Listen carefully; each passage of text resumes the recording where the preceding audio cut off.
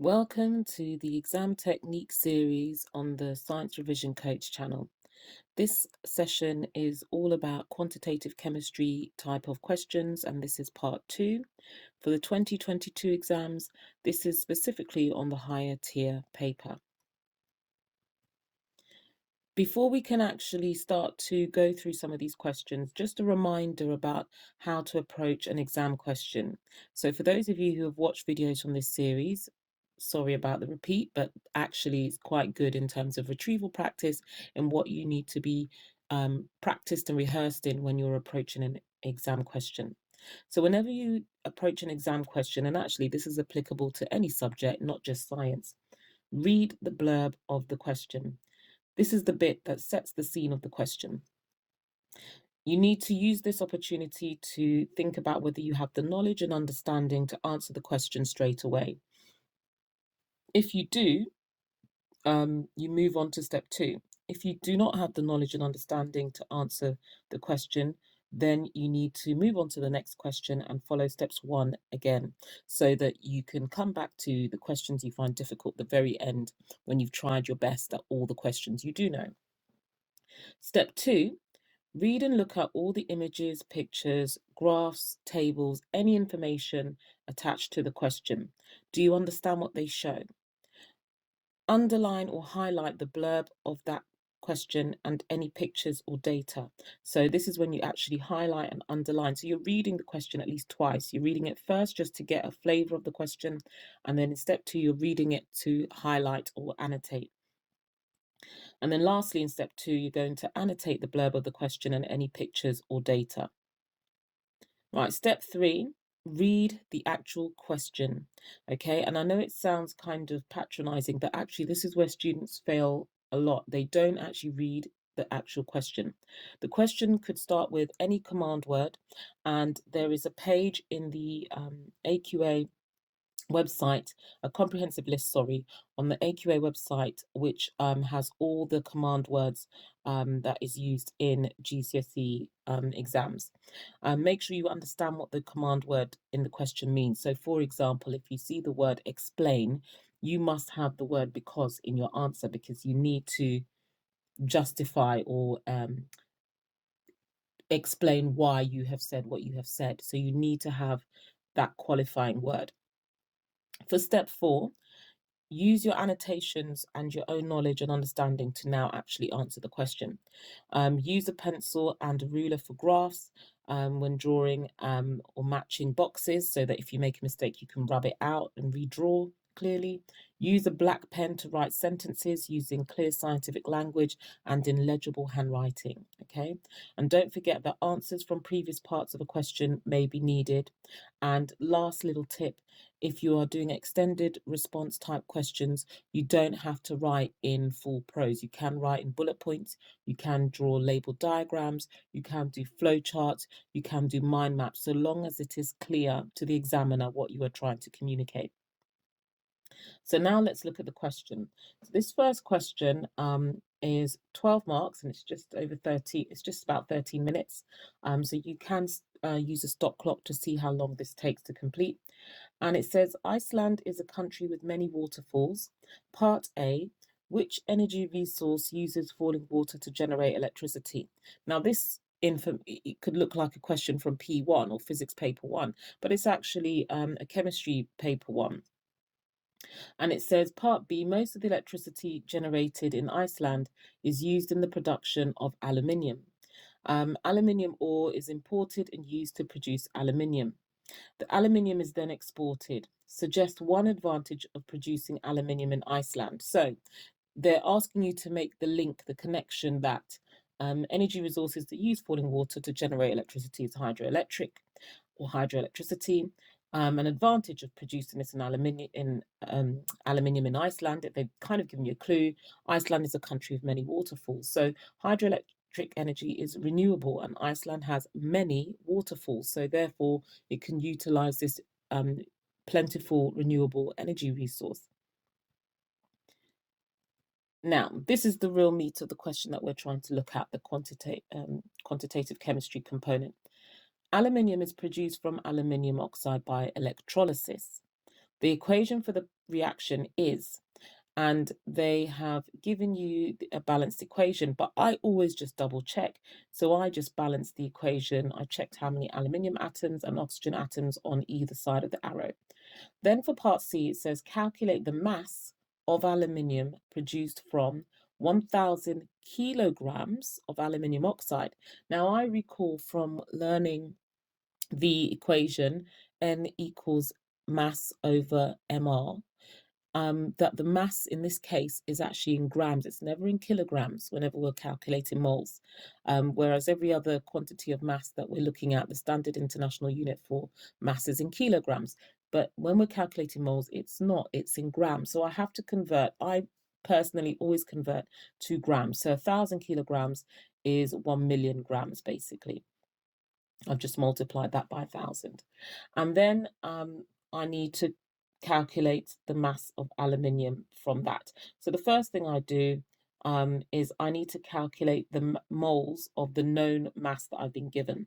So I use my equation N equals M over MR to work out the number of moles of my aluminium oxide. And the equation is going to be 1 million grams divided by the MR, which I've worked out to be 54 plus 48. And therefore, I get an answer of 9,803.92 moles.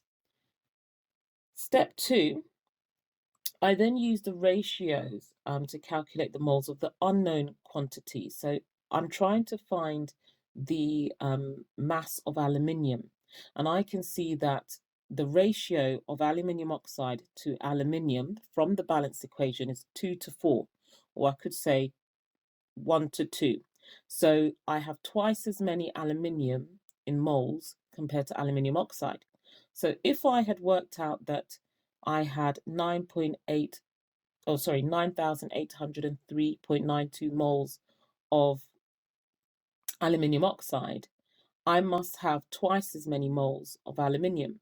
So I multiply that by 2 to get 19,607.84 moles of aluminium. And now that I've got the moles of aluminium, I can work out the MR of aluminium using the information in the question, and therefore I can work out the mass, okay? And that would be the number of moles times the relative formula mass. And the relative formula mass of aluminium is 27. The number of moles I've worked out is 19,607.84 moles. Multiply those together, and I get an answer of 529,411.76 grams. Now I notice in the answer, on the answer line, they've actually put it in kilograms. So now I can divide that by 1,000 to get my final answer of 529.41 kilograms. Right, for part D, it says complete the half equation for the production of aluminium at the negative electrode.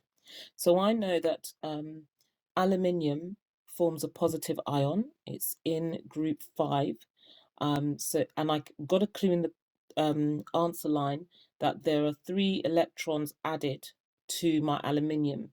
So in order for it to become aluminium metal, I must have a positively charged ion that requires 3 electrons to, if you like, I don't want to use this word, but it's the best word at the moment, to neutralize it. So it must be Al3+. So aluminium 3+ ion plus 3 electrons then makes an aluminium atom. For part E, it says explain why the electrolyte used is a mixture of aluminium oxide and cryolite. So again, this is based on memory recall that cryolite is when added to the aluminium oxide, it lowers the melting point of aluminium oxide. So therefore, less energy is needed to melt aluminium oxide. For part F, it says explain why the electrolysis of aluminium oxide produces large quantities of carbon dioxide. So even though the cryolite helps to lower the melting point of aluminium oxide, it's still relatively high temperature. So the electrodes are made up of graphite, which is a carbon allotrope. So again, it's linking my knowledge about carbon structures. And at the anode, there are large quantities of oxygen being released, right? So oxygen is released at the anode in this reaction because we're splitting up aluminium oxide. The high temperatures mean that the carbon in the anode reacts with the oxygen to form carbon dioxide, which eventually wears away the anode, and therefore it needs to be replaced regularly. So even though we use carbon based electrodes in graphite because they are inert with the actual aluminium oxide, if you like, in this particular case, actually they do react with the oxygen because of the high temperatures that are needed to melt the aluminium oxide. Now, when we look at the examiner's report, we can see for part A, 37% of students scored 1 mark in identifying the energy resource using falling water. So they were unable to make that link. Many students were unable to make that link to what they've learnt in physics. Hydropower was insufficient, but a common response. Another insufficient responses were water mills and hydro dams. So students are obviously linking it to other areas, possibly geography, I'm not sure, but not science, not physics anyway. Part B, 9% of students were able to suggest an advantage of producing aluminium in Iceland. Only 9%. Part C, students found this reacting masses calculation difficult, with 15% scoring 4 marks. Only 15%. Some students were able to start and score 1 mark for calculating the relative formula mass of aluminium oxide, but gained no further marks for the rest of the calculation. 13% of students did not attempt the question. And remember, the calculation of moles is in the higher tier only. Part D. Most students were unable to complete the half equation, with 18% scoring 1 mark. Of those who provided incorrect answers, many students wrote AL3O3 instead of AL3 plus. Okay, so they got the formula wrong. For part E, students found it difficult to explain why cryolite was a mixture, with approximately 68% of students scoring 0. Students mainly thought that cryolite was there for conduction rather than melting point reasons. Other students thought it had to do with reactivity. 3% of students scored 2 marks, while 23% of students did not attempt the question. Part F, students found this question difficult, with 3% scoring 3 marks and 13% scoring 1 mark. The idea of carbon and oxygen reacting was the mark that was most likely to score. The second marking point was the least likely to be seen. Many students thought that carbon dioxide was given off as a waste product due to the burning of non-renewable resources. So they were obviously linking to physics in another way, but not in the right way. About 17% of students did not attempt the question. So, you know, to get the higher marks, your grade 9s, you need to be showing that you've understood and you've been able to make links across the science course. Right, for question 2, some students investigated magnesium oxide.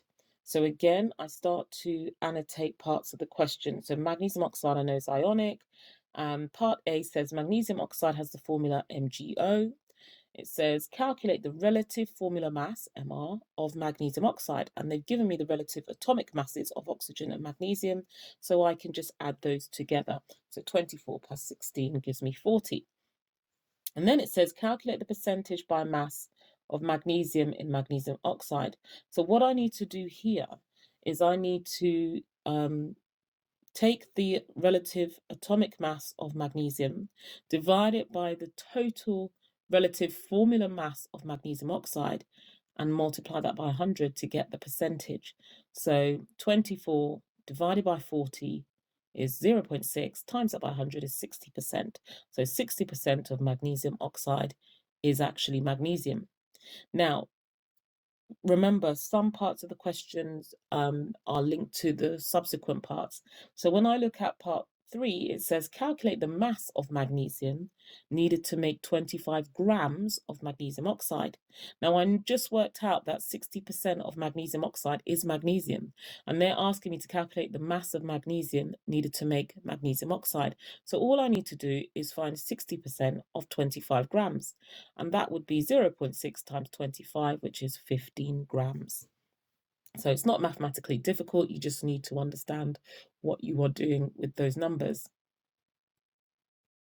And then in the examiner's report, we can see that for A part 1, this question was a good discriminator and well answered by many students. A large proportion of students gave the correct answer of 40.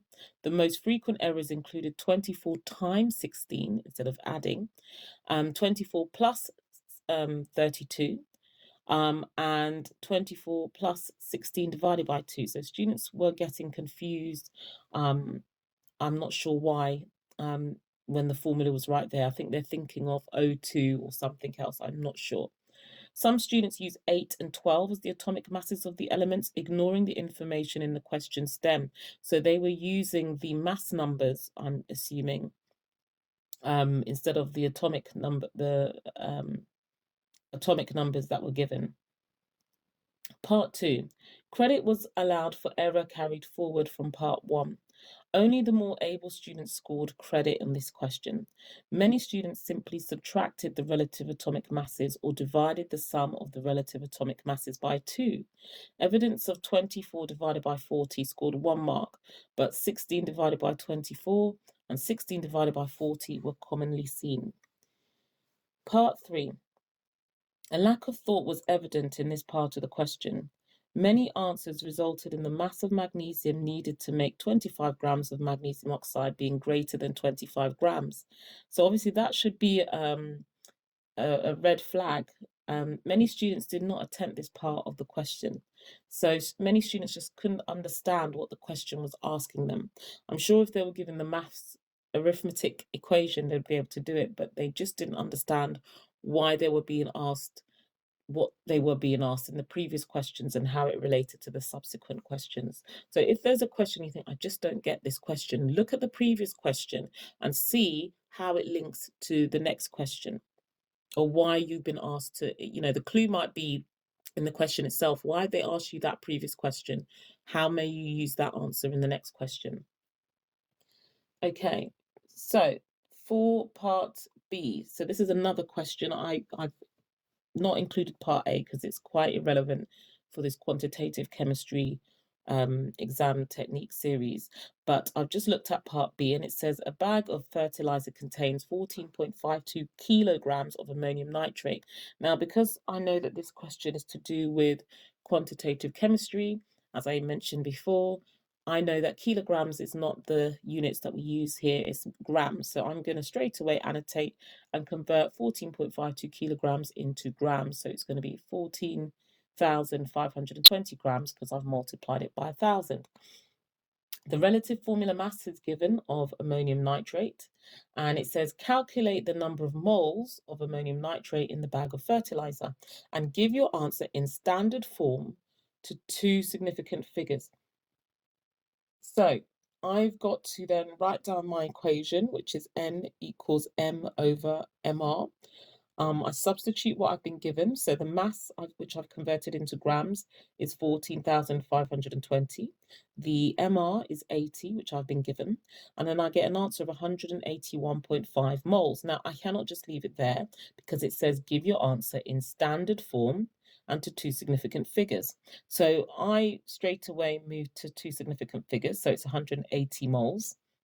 And then if I convert that into standard form, that's 1.8 times 10 to the power of 2 moles. And that's how I get my final answer. Now, with the examiner's report, only 5% of students achieved full marks, but many students, 63%, gained some credit for their calculation. The most common answers that achieved 2 marks were 0.18 or 0.1815, because they did not convert 14.52 kilograms to grams, and an omission or incorrect conversion of their calculation into standard form to 2 significant figures, right? An answer of 1.8 times 10 to the minus 1 achieved 3 marks, the calculation being correct, but the student had not undertaken the initial conversion of kilograms into grams. So many students failed to do that. Several students had multiplied an answer within their calculation by Avogadro's number. Why? I have no idea. Obviously, they were getting confused. Anyway, at this point, I think that we will put a pause because we don't want to do anything longer than 20 minutes for a revision session or intense concentration. I will do another quantitative chemistry video tomorrow in the next video. And I will just say, please don't forget to subscribe and like and share. And if you need any further information, please see the sciencerevisioncoach.org website. And I will just wish you goodbye and good luck.